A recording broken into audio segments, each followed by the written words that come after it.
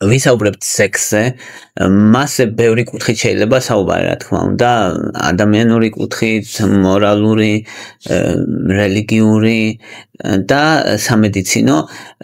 სამედიცინო კუთხით ძალიან დიდი მხარე აქვს, ამიტომ გადავწყვიტე, რომ მასზე მესაუბრა, იმიტომ რომ თუ საუბრობთ, მაგალითად და ვამბობთ, რომ ჯანსაღი კვება აუცილებელია იმისთვის, რომ მეთხანს ვიცოცხლოთ, ან ვარჯიში აუცილებელია, იმიტომ რომ მეთხანს ვიცოცხლოთ, ან კარდიომაგნილის დალევა აუცილებელია, რომ ინფარქტი არ დაგვემართოს, მაშინ უყურადღებოდ არ უნდა დავტოვოთ იმ ხელა თემა, რაც არის სექსი, რომელიც ასევე პირდაპირ დაკავშირებულია ჯანმრთელობასთან.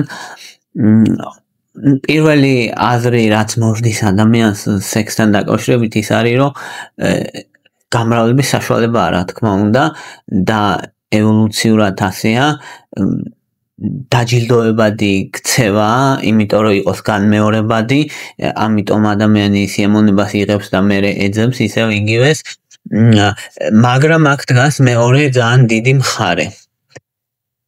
ეს ძალიან დიდი მხარე არის ის, რომ ადამიანს შეუძლია სექსი მაშინაც კი, როცა რეპროდუქციული ასაკიდან გამოსულია, ეს ნიშნავს, რომ სექსი არ არის მხოლოდ გამრავლებასთან დაკავშირებული, ქალებსაც, კაცებსაც, თუმცა კაცს პრინციპში მთელი ცხოვრება შეუძლია რეპროდუქცია, მაგრამ მაინც აქვს პერიოდი, როცა სპერმა ბევრად ჯანსაღია და იმ პერიოდშია სამომავლობის გაჩენა რეკომენდირებული და ნაკლებად მერე. ქალების შემთხვევაში მენოპაუზა დგება და რეპროდუქციულ უნარს კარგავს ქალი, მაგრამ სექსუალური ცხოვრება მისი გრძელდება, ზოგის არა, მაგრამ ზოგადად ბიოლოგიურად გრძელდება. მეტიც ცხოველებშიც კი სექსი წარმოადგენს შეკავშირების საშუალებას, სტრესის დათრგუნვის საშუალებას, ურთიერთობების გამყარების საშუალებას და იმ ცხოველებში, რომელიც ყველაზე ზევითარიანი იერარქიაში, მაგას ვერ ნახავთ ამებაში და ვერ ნახავთ ობობებში, მაგრამ ნახავთ ბონობოებში და მაღალგანვითარებულ მაიმუნებში. ადამიანისთვისაც სექსი მეტია ვიდრე მხოლოდ რეპროდუქცია და გამრავლება. ყველაზე მთავარი ის არის, რომ იწვევს ადამიანურ სიახლოვეს და კმაყოფილებას, ამას განაპირობებს ოქსიტოცინი და დოფამინი, რომელიც სქესობრივი აქტივობის დროს გამოიყოფა, რომელიც ადამიანური კმაყოფილების გრძნობას იწვევს, უბრალოდ კარგად ყოფნას იწვევს ადამიანის და შვიდად არის ადამიანი, ეს ერთ-ერთი ფუნდამენტია ადამიანის კარგად ყოფნისთვის, სოციალურ დამოკიდებულებას იწვევს ადამიანებთან და ურთიერთობის აშენების ერთ-ერთი კარგი გზა არის პარტნიორთან, რა თქმა უნდა. აქვს ბევრი ჯანმრთელობის ბენეფიტები, რაზეც ვისაუბრებთ და რაც ძალიან მნიშვნელოვანია.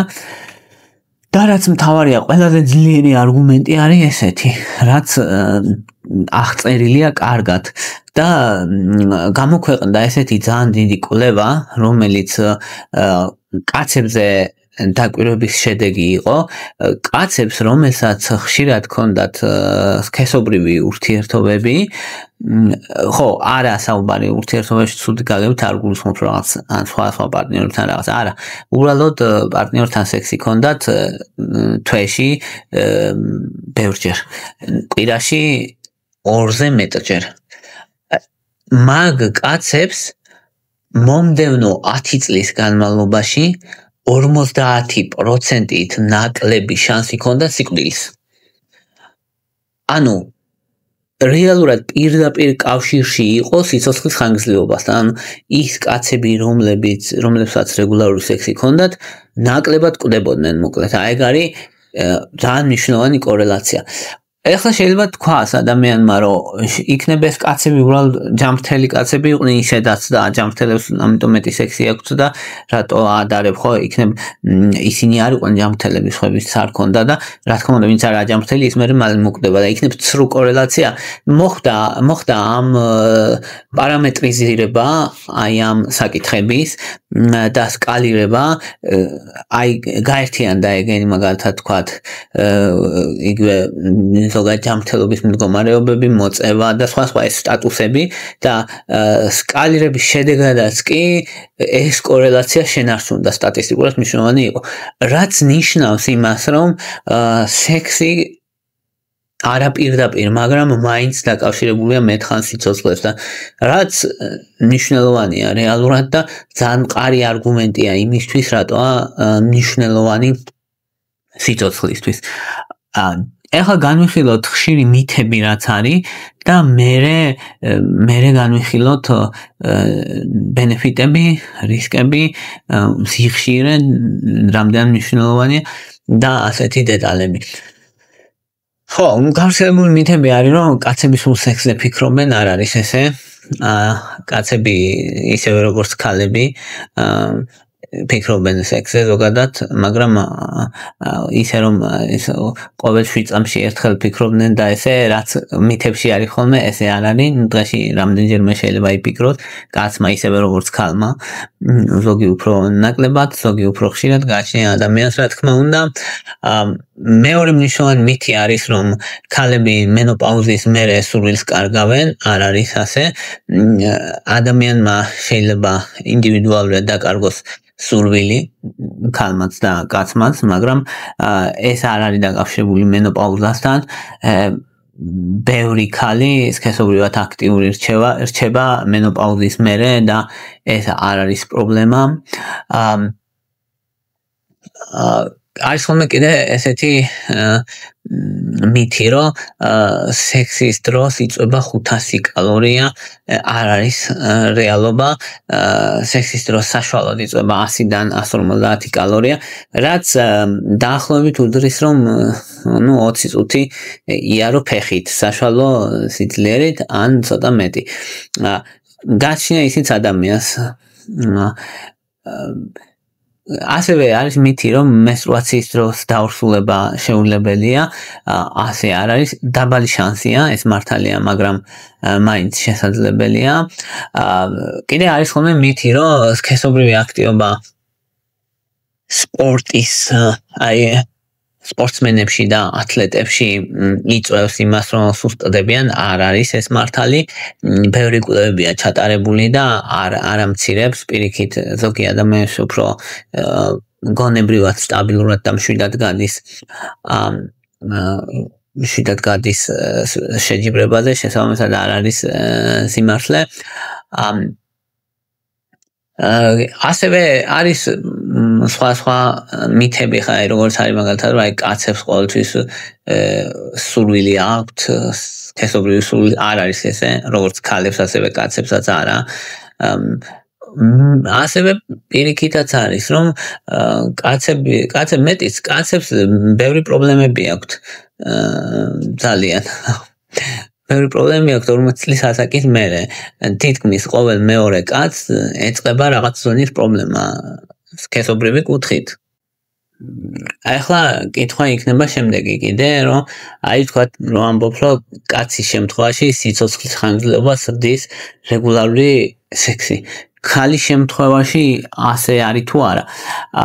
რაღაც ზონაზე კი და რაღაც ზონაზე არა. ქალის შემთხვევაში უფრო მნიშვნელოვანია, რომ ქალი ურთიერთობით ჯამურად იყოს კმაყოფილი, ვიდრე პირდაპირი კორელაცია არ აქვს, რამდენი სქესობრივი ურთიერთობა ექნება კვირის განმავლობაში, მაგაზე მეტად მნიშვნელოვანია, რომ კმაყოფილი იყოს ამ სქესობრივი ურთიერთობით. ანუ კმაყოფილებას უფრო დიდი მნიშვნელობა აქვს ქალისას, ვიდრე პირდაპირ რაოდენობას. ანუ ქალის კარგად ყოფნისთვის მნიშვნელოვანია და ეგ დაკავშირებულია სიცოცხლის ხანგრძლივობასთანაც. ახლა ვთქვათ რა სარგებლობა მოაქვს სექს. პირველი მნიშვნელოვანი სარგებლობა არის, რომ იმუნურ სისტემას აძლიერებს. კვლევებით დადასტურებულია, რომ იმ ადამიანებს, ვისაც კვირაში ერთხელ ან ორჯერ აქვთ სექსი, მათი იმუნური სისტემა, განსაკუთრებით იმუნოგლობულინი E უფრო გაძლიერებულია, იმატებს მისი რაოდენობა, რაც პათოგენებისგან დაცვას განაპირობებს. ანუ რეგულარული სექსი დაკავშირებულია გაძლიერებულ იმუნიტეტზე. რამდენიმე მექანიზმი აქვს ამას, მათ შორის არის ფიზიკური კონტაქტის გამო, მათ შორის არის კოცნის გამო, მათ შორის არის ნეიროენდოკრინული ცვლილებების გამო, რაც სექსის დროს ხდება. ყველაზე ძლიერი კორელაცია არის, მოკლედ, თუ კვირის განმავლობაში ორჯერ ექნებათ სექსი ადამიანებს, მაგ დროსაა იმუნიტეტის ყველაზე მეტი გაძლიერება. ნაკლებზე ნაკლები და მეტი შემთხვევაშიც ეს კორელაცია მცირდება. მეორე დიდი ბენეფიტი, რაც მოაქვს სექს, არის კაცების შემთხვევაში პროსტატის კიბოს რისკს ამცირებს დაახლოებით 30%-ით თითქმის. ეს ეხება დაახლოებით 30 დღიდან 21 დღის განმავლობაში თუ აქვს ან მეჯერ კაცს სექსი ამცირებს პროსტატის კიბოს რისკს. ამცირებს ერექციული დისფუნქციის რისკსაც კაცების შემთხვევაში. ამცირებს სისხლის წნევას ორივეს შემთხვევაში, ქალების შემთხვევაში და კაცების და იცით, რომ გულსისხლძარღვთა დაავადებები უმნიშვნელოვანესი პრობლემაა ქალებისთვისაც და კაცებისთვისაც და ორივეს შემთხვევაში პოზიტიურად მოქმედებს. ამცირებს გაციებების და ასეთი ვირუსების სიმწვავესაც. ადამიანები, რომლებიც ხშირად ეხუტებიან ერთმანეთს და აქვთ ინტიმური სიახლოვე, ბევრად ნაკლებია მათ შორის გაციებები. აუმჯობესებს ძილის ხარისხს თითქმის 60%-ით ქალებისთვისაც და კაცებისთვისაც და მნიშვნელოვანი ტკივილგამოყუჩებელი მოქმედებაც აქვს. ადამიანებს, რომელსაც აქვს შაკიკი, თითქმის 60% შემთხვევაში შაკიკის ტკივილს ხსნის ქალებშიც და კაცებშიც. ანუ ვისაც შაკიკი გამოუცდია, იცის, რომ ძალიან დიდი პრობლემაა ეგ და ანუ შაკიკს ჩვეულებრივი წამლები ვერ შველის ბევრ შემთხვევაში რა და სექსი შველის. ანუ რამდენად ძლიერი ტკივილგამაყუჩებელი მოქმედება აქვს. ასევე ტკივილგამაყუჩებელი მოქმედება აქვს ენდორფინების გამო და ტკივილის ტოლერანტობას აძლიერებს. ასევე ადამიანის ბედნიერების ხარისხს აძლიერებს, რაც ასევე ძალიან მნიშვნელოვანია და ხასიათის გამძლეობას, ანუ უკეთესი გამძლეობა აქვს სტრესის მიმართ ადამიანს, ვისაც რეგულარული სექსი აქვს. ესეც ძალიან დიდი მნიშვნელოვანი საქმეა. ასევე გარდამავლად მაინც აუმჯობესებს კაცების შემთხვევაში NK უჯრედებს. ეს NK უჯრედები იმუნური უჯრედებია, რომელიც რამდენიმე ეაკულაციიდან რამდენიმე საათის განმავლობაში გააქტიურებულია და უკეთესად მოქმედებენ, რაც იმუნიტეტს აუმჯობესებს ჯამურად. და ასევე რეგულარული სექსი დაკავშირებულია ტვინის უკეთეს ფუნქციონირებასთან ასაკონებში. ანუ ასაკონებშიც კი ძალიან მნიშვნელოვანია ეს. კოცნას კიდე თავისი უპირატესობებია იქ ის, რომ ალერგიულ დაავადებებს ამცირებს და იმუნიტეტს აუმჯობესებს. აი მცირე ვაქცინასავით მოქმედებს მოკლედ კოცნა, რაც ასევე კარგია. ხო, რაც შეეხება სექსის სიხშირეს, ყველაზე ჯანსაღად მიიჩნევა კვირაში ორჯერ ან ცოტა მეტი. ხო, ძირითადად ეგრე არის ადამიანი მოწყობილი. კაცების შემთხვევაში 20 წლიდან 30 წლამდე და 40 წლამდეც აი აქტიურ კაცებს 2-3ჯერ აქვს, მეტჯერ, მაგრამ ეგეთები იშვიათია. 40 წლიდან კვირაში ერთხელ უმეტესობას უმეტესობასაც არც კი დაახლოებით 40%-ს დააკვირაში ერთხელ დანარჩენ 60%-ს ბევრად ნაკლებჯერ და 60 წლიდან კიდე თვეში 2-ჯერ 3-ჯერ ესე. ეს არის კაცების საშუალო სიხშირე რაც აქვს. ქალების შემთხვევაში ბევრ რამეზეა მოკლედ დამოკიდებული. თუმცა, ჯამურად ემთხვევა ხოლმე ხარ, როცა პარტნიორები არიან, განიხილება, როცა ერთი პარტნიორი ყავს თორე. სხვა შემთხვევებში ამ შემთხვევაში არ განვიხილებ კონვენციურ ურთიერთობას. ხო, თუმცა, მორალურ კუთხით არ საუბრობ ამ შემთხვევაში სექსზე, ალბათ მივხვდი სულთა სამედიცინო კუთხით საუბრობ. ხო, სქესობრივი სხვა სახის პრობლემები აქვთ კაცებსაც, ქალებსაც, ერექციული დისფუნქცია შეიძლება, ნაადრევი ეიაკულაცია, ლიბიდოს დაქვეითება. მაგალითად 60 წლისთვის ყოველ მეორე კაცს უკვე ერექციის დისფუნქცია აქვს. ნიშნულოვანი იმდენად, რომ უშლის ხელს სქესობრივ აქტივობაში. ძალიან დიდი პრობლემა. 40 წლიდან იწყება რეალურად ეგეთი. რაღაც სახის პრობლემები ძალიან დიდ პროცენტს აქვს, მაგრამ მაინც ისე არ არის, რომ ყოველდღიურობაში ხელს უშლიდეს და 60 წლიდან ძალიან მნიშვნელოვნად. ხო. ქალებსაც აქვს პრობლემები, ქალებში თითქმის ლიბიდოს დაქვეითება აქვს თითქმის 30-დან 40%-მდე ქალებს, რაც ბევრია. სხვა სიტყვებით რომ თქვა, თითქმის ყოველ მესამე ქალს სექსი არ უნდა. ხო, ეგ არის რეალურად ეგ მნიშვნელოვანი პრობლემაა ჯანმრთელობის კუთხითაც და ურთიერთობების კუთხითაც. ხო.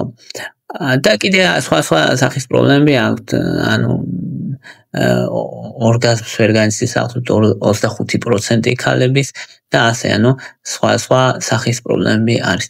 ხო, ამაზე დეტალურად არ ვისაუბრებ, მაგრამ ჯამში ამ ვიდეოთი მინდოდა იმის თქმა, რომ ჯანმრთელობისთვის ერთ-ერთი მნიშვნელოვანი კონტრიბუტორია რეალურად სექსი, რომელზეც ადამიანები იშვიათად არ საუბრობენ.